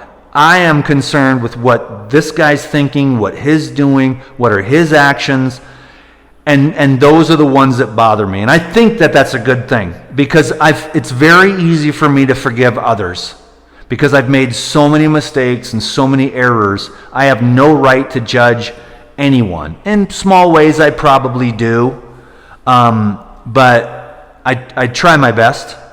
But, I'm pretty critical of this guy, and I'm really trying to learn to love him, accept him, the grays in the beard and the wrinkles. It's like, it's hard. You're on YouTube and you're supposed to be this raw foodie, and you're supposed to be perpetually youthful forever. The same now when you look when you were 30, man. Well, I thanks, man. I don't even know how old you are now, but it doesn't look like you've aged much. Like, sure, the hair's maybe changed colors a bit, but you look like you're still glowing, man. Well, I'm 47, and in 2020 and 2021, they locked us down, and then I moved in with my girlfriend, who, it's hard to explain this because she's like the most amazing, beautiful human being, and I still love her. But I knew I have to do what I'm doing now. I know that where I am is right, because I feel 1,000 times better. I was hopelessly depressed, and This was just like a year ago? Yeah, about a year ago today, really. I was just down in the dumps, and that's when the beard started to go gray. Maybe it's timing too, but I will tell you, stress will make your hairs go gray. Stress will cause you to wrinkle. Stress is the worst. Everyone can fight about the food thing, and I've had a lot of stress, so it is hard in a way. I look still pretty decent considering everything I've gone through, and I'm very grateful. But I'm not like a Lou Corona or a Marcus Rothkrantz. And people tell me, "Oh, don't say that." But I don't want that pressure on me, and that's not who I am. I want to be known because I want to be like 92, gray and old, and still have that that value. of what our real value comes from the source, and what we let come through us. That was yesterday's workout. That was just yesterday here in the desert, dude. It's like in the middle of winter. It's freezing in the morning, but then the sun comes out and it's 55 degrees and you're getting a nice suntan. It's nuts, dude. I really like it here. But there's a lot of chemtrails, man. Damn, you've never seen so many goddamn chemtrails in this place. Is this your kitchen where you live now? No, that was our mansion on the hill overlooking the ocean. I lived like a king in Hawaii. I had This was Kauai. 2 mansions. Yeah, and that was my girlfriend's house now, and that was how we rolled. That was These sprouted pumpkin seeds, man. Wow, those are like crack. Oh my God, I can't even eat those anymore, dude. They're too good. Too good. I ate the whole bag. Pineapple looks insane. Oh my God, dude. You have never had a pineapple on the mainland, unless you had I went to a farm once, and there was hundreds of dead, ripe, sunburst, ecstasy, nectar pineapples, and when they're golden yellow and you pop those off, it is pure nectar divinity. And there's not the fruit here is like 4 out of 10. The fruit there is like 8, 9, and sometimes 10 out of 10. But I'm living off oranges and the end of apple season. When there was apples, local apples, I was living off apple juice, Now it's oranges, local. That's what I'm attracted to, is the local food, because that has the highest electrical potential, which is what Kauai foods had. And I miss Kauai for that, but the governors there, Democratic, they're like very into this whole thing. It's like one of the tightest. Right now they're still going on. It's like, have you woke up yet? There's nothing. It never was nothing. It's not real. None of it is real. And people want to argue with me. Santa Claus, right? It's a Santa Claus. I see Santa Claus, okay, but I don't see no virus. I see humans exposed to hundreds of thousands, if not millions of viruses a day. Not different types, thousands of different types. Your dog, your cat, the bird flies by and you breathe in viruses. The plants all release viral fragments. Every living thing is releasing. Viruses are an incredibly important part of life. They are evolution. And so to be afraid of them is, anyways, that's a conversation you don't even want to have with these communists. And it triggers everyone's buttons because they got the psyop, If we were to look at how, okay, so you break your fast for something juicy, you get the bulk of your work day in between, say, 10 and 4, and then you have dinner around 4? Yep, that's about right. Dinner around, if I do go, like once or twice a week, I'll go to an evening yoga class from 4 to 5, and then I'll be back here by 5:30 for a later dinner. But I usually try to start around 3:30. I start thinking, let's get dinner rolling, and that's when I have a meal. And that's like salad with guac, avocado? So what I'll do is I'll have the water and a juice and maybe another juice within that time, just ripping through, bike ride, get back from a bike ride, cucumber juice, watermelon. So I'll have like water, juice, and then salad. And that's about 70% of the time, 75% of the time, that's the method. There has been a lot more mono fruit meals for dinner, these little tiny mandarins. I'll just eat like 2 or 3 bags of those, or oranges, and then I'll have an avocado for dessert. And there are more and more nights of me drinking just juice for dinner, or having like a smoothie with some Pyridine protein, like a gorilla milk or a banana smoothie, working my way towards liquidarianism. But the salad is my one drug, that I have left, that I use to nurture myself and calm down and chewing, and Eat a lot of romaine because there's a good supply of romaine, and I'll just take I'll make a dressing out of Pyridine Natural, or throw some avocados or some walnuts. I love olive oil. I know it's frowned upon, but I really feel like Did Tavis get you into that? Tavis really did. He's a big olive oil. Tavis. Yeah. His dad was huge on the olive oil. His dad was a lot like me. He was like a guru, and he'd stand on his head and talk about breathing, and everyone would come. So let's briefly talk about that, because a lot of people come from, the Woodstock Fruit Fest community, where avocado, durian are like the main fat sources, sure, nuts and seeds, but people are pretty much against oil there. So what was the rationale for adding in oil such as olive oil? I mean, dude, it's like fruit juice. Olives are the dankest. If you've ever had a truly tree-ripened olive that falls on the ground and ripens up, you will know true ecstasy. Or a truly sun-dried Peruvian olive with no salt, just a meaty mineral bomb. Dude, the tree of peace, because fat is peace, because calories are peace for the people and the animals living in those areas. And so we can't really get the olives, but we can get at least some of the extract. And so if you could get the olives, you would, but since you can't, you have the extract? Yeah. And it makes the salads nice and delicious. A little bit of I'll take a cauliflower and broccoli and make a big pile and just So what's the dressing recipe? We got olive oil, some sea salt, or I'm really working on getting off the salt, but the problem is like I had it gone, because it's literally like, it's just not for everybody, but for me, I'm a hairpin trigger addict boy, Yeah. Oh, a little bit of salt, okay, salt is neutral, but more of the spices. I found the garlic, the onions, the hot peppers, which I had the garlic and the onions is more of a nervous system stimulant. The hot peppers produce endorphins and have nervous system stimulation. So it can be an addictiveness there, because you can get those endorphins from the hot peppers, but then they wear off, and then you kind of have inflammation and stuff and irritating. Oh, this is all coming from the meditation. And just, okay, I'm going to eat this food, and then I'll wake up tomorrow and we'll see.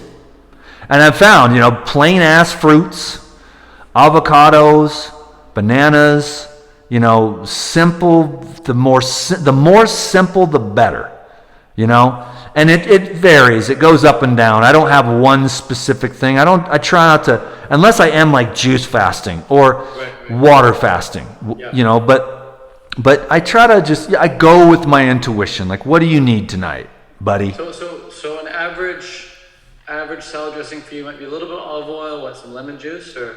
Well, I only do the olive oil like maybe once a week or once every other week.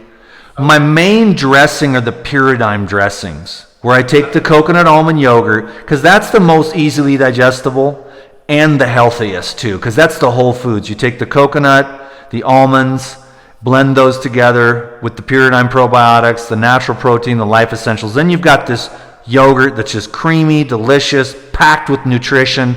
Now you can take a bundle of dill, a little sea salt, and some lemon, and blend that up. Or you can take some basil and lemon, and if you're in that phase, a jalapeno, and you blend that up. Or what else is there? There was the angel sauce. When I was in Hawaii, I would get the mac nuts that were fresh. Then you take the coconut and the macadamia nut, and then a garlic, lemon, and sea salt, and you make an angel sauce. Okay, and so. But I usually do the Pyridine dressings. Those are pretty much, because then you can drown your salad, and it's pure nutrition. And the protein, if I get the protein, I got a little bit more on me. I'm like 170, 175. Do you find that if you eat like super high carb, low fat, low protein, muscle starts to go away, but do you find that when you add in more protein, the muscle stays a lot longer and grows faster? Yeah, and it's when I fast, the weight stays on a little longer. you know? So yeah, you can kind of pump up with carbs, and I've done it for years, off and on, all kinds of stuff. I'll be rolling around 160. You know, sometimes I'll get down to like 155, 160. You're 6'2", right? 6'2", and I'm 172, 173 right now, probably if I stepped on the scale. But if I just eat fruit and low fat and low protein, I'll go down to like 160, you know. Sometimes even down to 155 if I'm really busy and super, super like Woodstock Fruit Festival 80-10-10 clean. Yeah, and it's, me too, man. It's effortless. Like you just eat the fruit and then boom, you like lose anything excess. Which is great if you want to like, because you know, the Buddha says the sage is a rack of bones. Because you know, if you're really a sage and you're just there, you're like eating 2 oranges and you meditate for another 3 hours. All you're doing is, it's all focus, concentration. You're not out and about. I keep it like that because the videos and the job and the money, I don't know what's going to happen, you know, but I am very attracted to the yogi of just skinny and nobody and disappears, and because he just, the self-importance at least is lifting. Then the weight of all the, who am I and I'm important, it's like, you're not important. And so be free. You know, and you're like, oh, praise the Lord. I'm nobody. I'm not important. Thank God. I don't have to live up to anyone's expectations. I can get fat if I want. I can get skinny if I want. You know, I don't owe anyone anything. I can be free. And it's hard to let go in this world of you're youthful and you're so muscular and you're so slender and you're so tan and you're so this and you're so that and you fit right into my little box and it makes me comfortable and please don't change. And you're like, well, I just want to lay around and get fat, you know, and is that okay? And not try so hard. There's something to be said about those effortless beings. And I'm on my way. It's divine laziness. It's like, oh, what is God going to do with this one today? But you're more like, okay, here's my goal sheet. I've got this vision board. I'm going to do this, do this, do this, do this. And you do it. You're intentionally living and you're creating. And that's beautiful. But as you get more and more evolved, you're like, I'm just going to let God do this. I'm the puppet. It's an illusion anyways. You'll see it. I'm a conglomeration of programs. And a lot of the things that we do come out of fear, or what if it's not going to work out, or I have to have this. How am I going to retire? They won't love me anymore. All the pressures. And what Dan McDonald is doing is he's like figuring out as much as he can to let go of all that pressure. So I'm grateful. I've got some good years left in me. I don't want to fight to keep on muscle and to keep my tan body forever. Right now I'm doing it. It's kind of coming effortlessly and it's fun. But eventually I see the attraction to that divine laziness state. It's so interesting, man. I feel the same way. I'm like, when I get to my 60s, 70s, I'm just going to go like Robert Lockhart mode and just fast and just get super skinny. That's like my long-term goal. Become super skinny. Back to 125 pounds. That's like my natural weight. I'm 125. See, if I get relaxed, I get kind of chubby, you know? When I get relaxed, I have to work to keep on. You have to work to keep on. Yeah. And I use the pyridine protein and all the fats to add a little extra layer. Otherwise, this thing would be a lot smaller. And he's got the arm flab, you know. But, so it just adds a nice little layer. You look a little bit better. You're more presentable, blah, blah, blah. But then eventually you get over all that. You don't care what anyone thinks. But right now the ego is still clinging not real hard, because it knows its days are numbered. It's fought with me so long. I'm like, listen, God is going to win.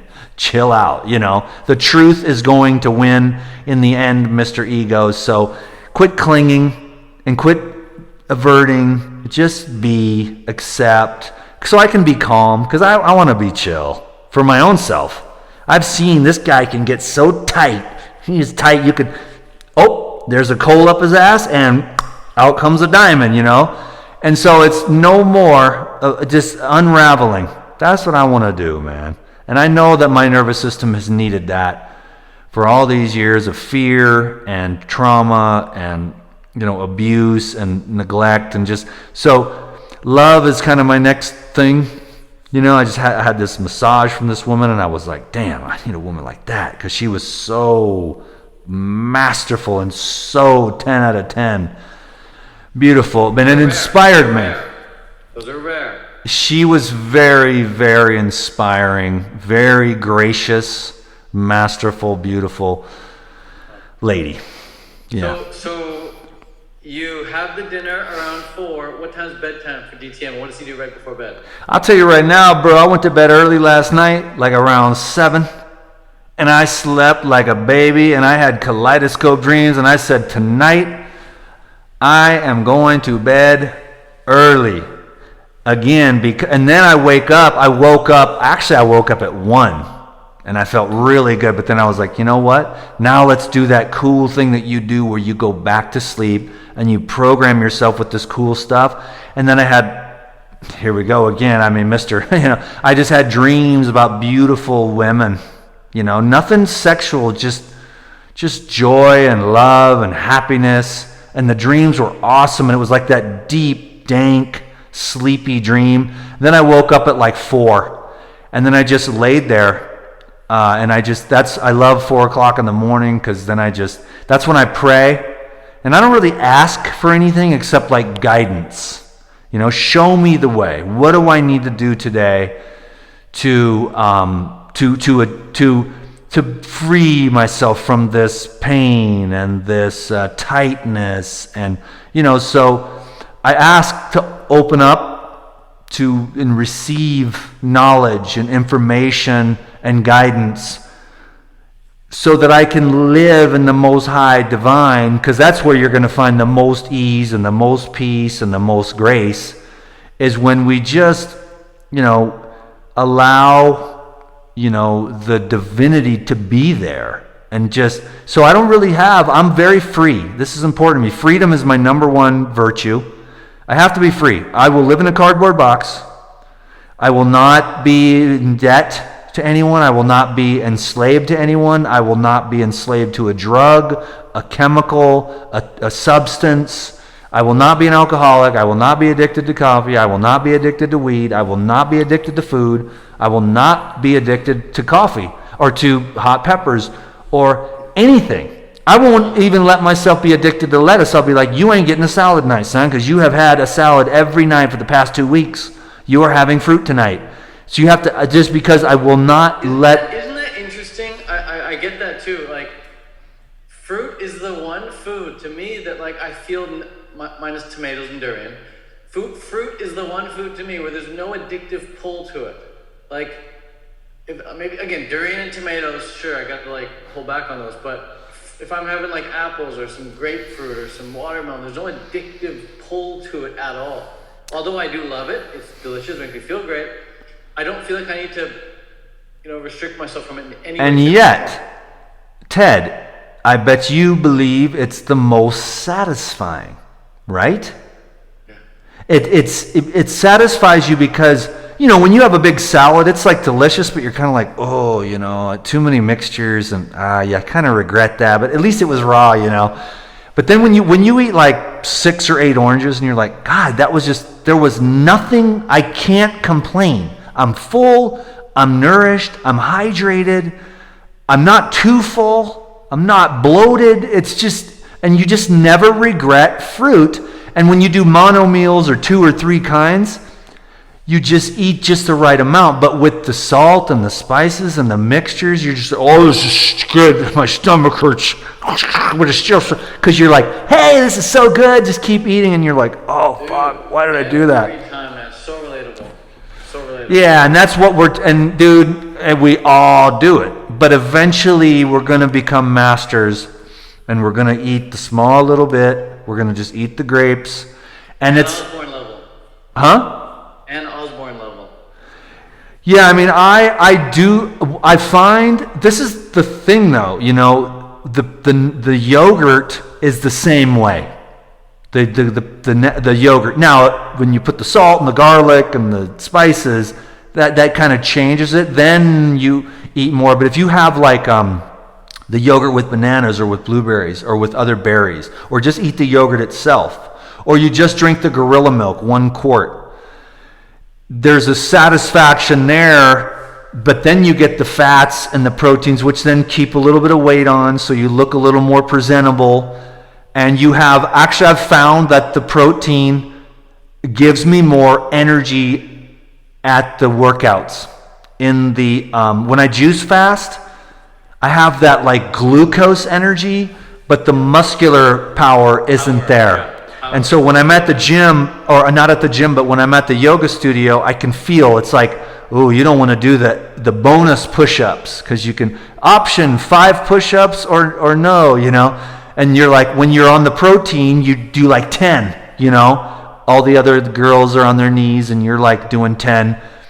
And so the protein gives the muscles a little bit more oomph, you know. So I can understand all the carnivores and stuff, because they have the big muscle because they need to go out and kill another animal tomorrow. So nature and the microbes associated with the breakdown of meat create like larger, stronger, tighter muscles, because tomorrow you got to go do the same thing. It's like a lion. Look how strong they are. And so I can totally dig it. It's just, what are your priorities, you know? And then for us vegans, the amino acids are really, really cool too, but it's more gorilla strength, alkaline type of muscles, and they may not be as dense necessarily, but all that depends a lot on genetics and stuff.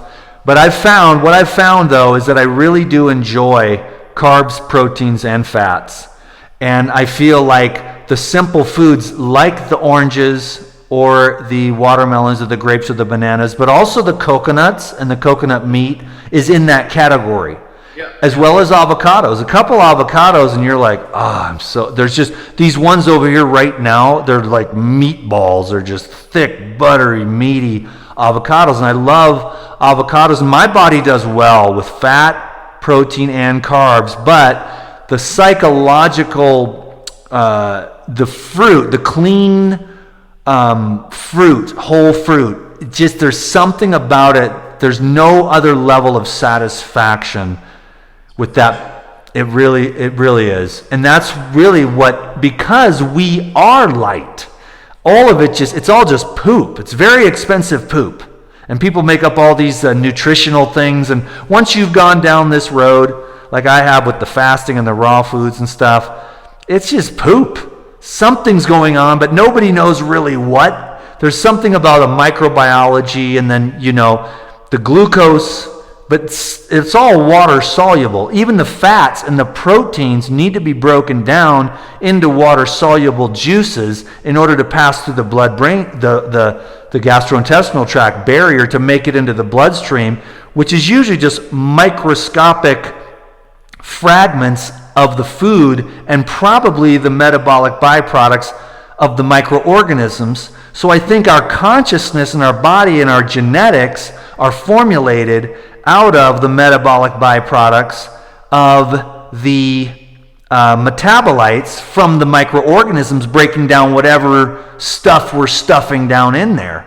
And I believe the microorganisms from living food produce the most amount of sort of life consciousness metabolites, as opposed to other foods that have already been broken down on the stove and they're already in a state of decomposition. We are the juicer and we are the stove. And by the time it reaches your colon, now it's starting to decompose.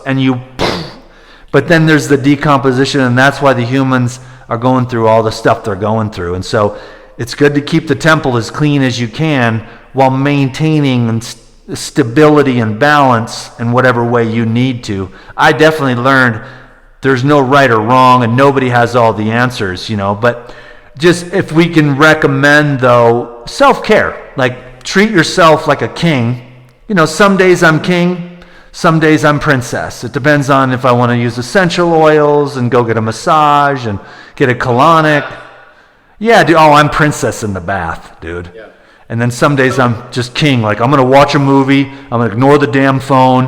We're going to watch Troy again, or my favorite movie, The Count of Monte Cristo, an old classic, Gladiator, Star Wars, whatever. That's King Day. And I turn the phone off, leave it in the room, go into the, So if we go wrap this up in 3 minutes. I'm gonna ask you 3 questions. We got a minute answer for each of them. All right? Okay. Okay. So rapid fire. This is DTM you're talking to. Yeah, Good luck. Most people rapid fire is 10 seconds. I'll give you 60 seconds per question. So I want to finish up the day in your life. So what do you do right before bed? What's your go-to habit right before bed? Every single night of my life, I listen to a spiritual master tell me to look inwards and find the truth. Sweet, man. Every night. Every night. And thank God, man. Thank God for Ramana Maharshi, Nisargadatta Maharaj, Dr. David Hawkins, Sivananda, Vivekananda, Ramakrishna. They loved God. They were God. And they just tell us. Just listen to this on your Audible account on your phone? Audible or just YouTube, man. I listen to the Dhammapada over and over and over. The teachings of the Buddha. He just says it straight. So next question, I'm looking forward to this one. What's something that you strongly believe in that most people, including myself, would probably disagree with you on? Ooh, that's a really good question. I wish I could say the celibacy thing, but I think you've practiced some continence after all your years of debauchery with all those little honeys. But that's a good one, 'cause I don't know if I believe in it, so that's a good one. Well, I mean, there's something, I believe in it for myself.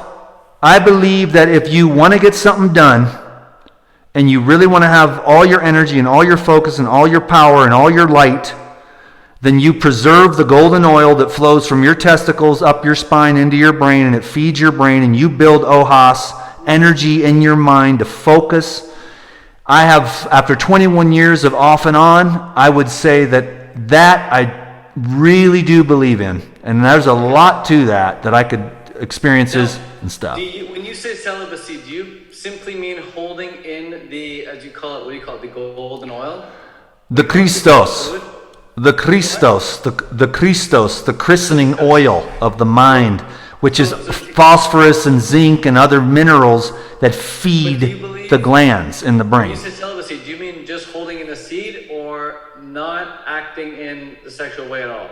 Okay, I'll do the quick version here. There's continence, which is making love to your lady 5, 6, 7, 8, 9, 10 times a day, but never releasing your seed. She's happy.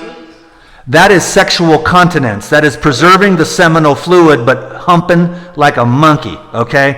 That works real well too, because the lady's happy, you're getting it done, you're pumped up, everybody's happy. She's doing the dishes, you're laying out, taking a nap. No, you don't even take a nap unless you bust a nut. Then you take a nap. So there's continence. Then there's celibacy, which you do after a relationship to get all the cords cut, and you don't go jumping in with someone else. You wait a year or two after a long-term relationship. You do some fasting. You cut the cords. You get yourself back in alignment, and then you can open up to someone else again. Or you can do celibacy for spiritual purposes, artistic and creative purposes, financial purposes, goal-oriented purposes, like, hey, honey, we need to get money to save a house. Let's be celibate for a year, or let's be celibate until we get the down payment for the house. And then guess what? She's out working. She's got energy.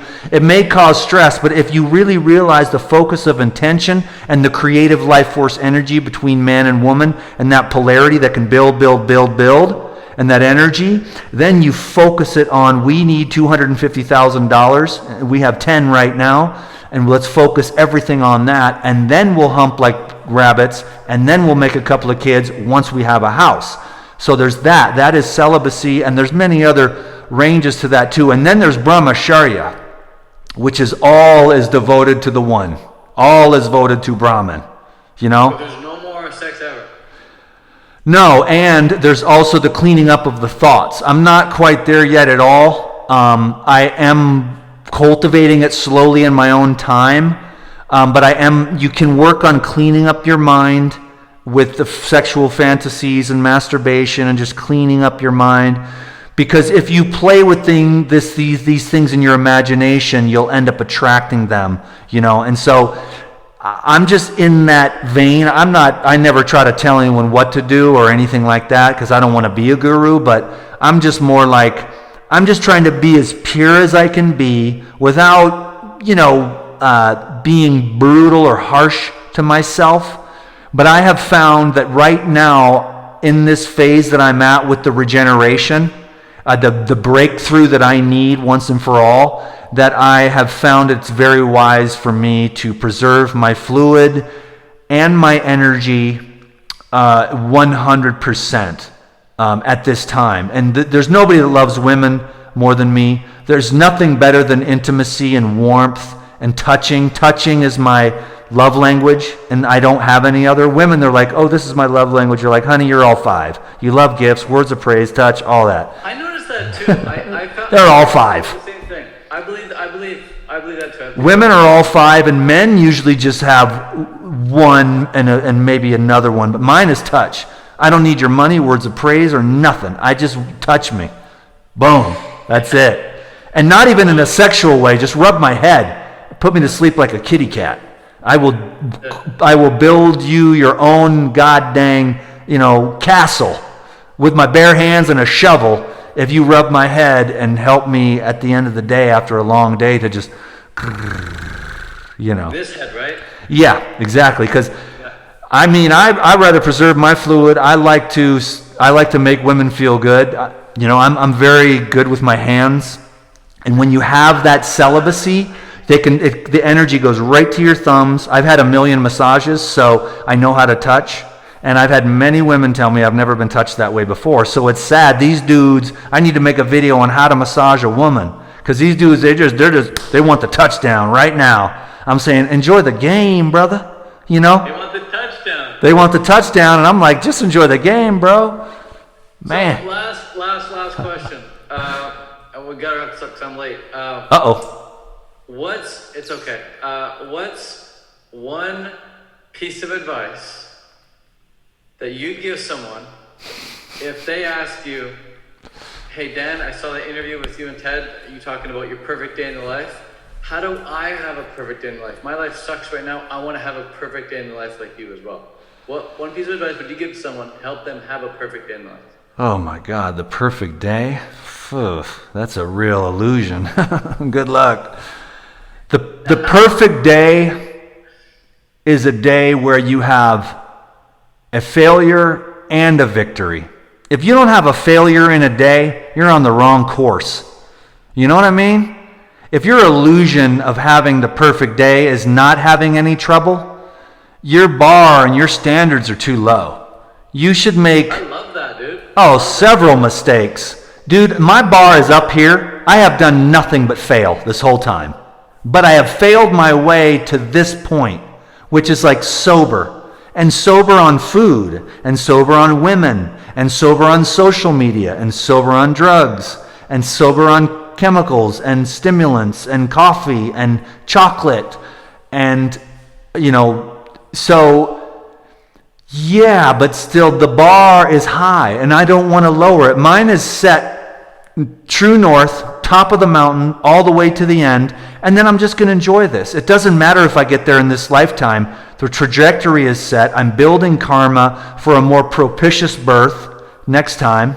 Propitious? Yeah, a more beneficial. Like maybe the next lifetime my parents will be like yogis, instead of like tokis, But no, my parents are awesome. I wouldn't change anything. I'm glad to be here. I think that God has a purpose for Dan to reach out and do what he's done with the YouTube. And it should be just raise your bar higher. And the other thing would be to, find one thing that really matters. And everything else will have to become harmonized around that. Otherwise, you won't achieve it. Is it financial? Is it relationship? Is it health-wise? Like, oh, you're 100 pounds overweight? Like, I am going to lose 100 pounds. I saw a DTM. That's what I'm doing. Yes, you go to work. Yes, you kiss your wife and make love to her. Yes, you take the kids to the park. But all the while, everything you do is for that 100 pounds of weight loss.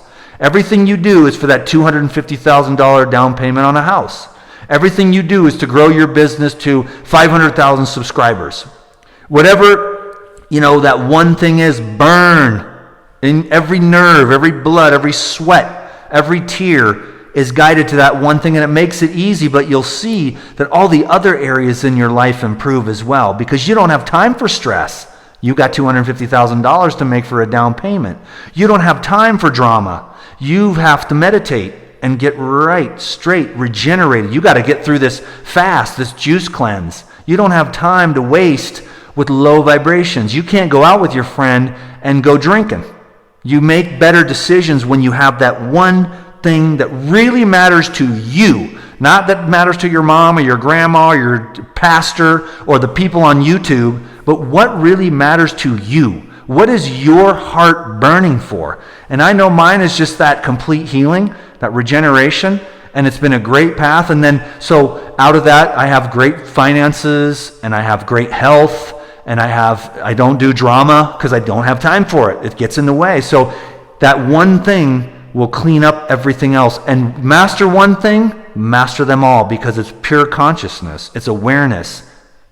Boom. So to sum that up, it's find that one thing and focus on it, and don't be afraid of failure. To fail every day. If you're not failing, your bar's not set high enough. You have to learn. I mean, how do we learn? By failing. We fail our way to success, 100%. And you can't share you're failing on YouTube because you got your little marketing thing and you got your little brand, and you can't tell everyone, wow, I really went off the rails this weekend. You know, keep that to yourself. You be honest and integrity, and then you get back on course, you know. We've all make a lot of mistakes, you know. And you don't have to share them with everyone. They're yours. They're your stepping stones, you know. And you can be honest. That's such a refreshing message, man. More people need to hear that. Can't be afraid of failure. You can't be afraid to fail. You can't be afraid of setting the bar super high. And you gotta be willing to sacrifice. Focus on that one thing, and everything else you sacrifice. It's gone. It's the one thing. Because I'll tell you, I've said this came to me very recently. Pleasure is no substitute for joy. And we live in the world of hedonism and pleasure like nothing else. And those short-term dopamine hits will never match up to the long-term satisfaction of that serotonin flow. Pleasure is no substitute for joy. And dope. I've never heard that before. I love that. It really ain't, and that's my mantra. So that's my favorite thing that you said over the past couple hours, dude. Yeah, well, remember it, dude, and for everybody, because it's a mantra that I live by. And then what you can do is you see it, you're like, oh, the grocery store, you want to get that. Your friend calls you up, let's go smoke, let's go drink, let's go do this. That's not joy. You can start to discern between what's joy and what's not. It's like, well, that's pleasure, but that's not joy. I mean, dude, I'm telling you, joy arises from the emptiness, you know? Joy, you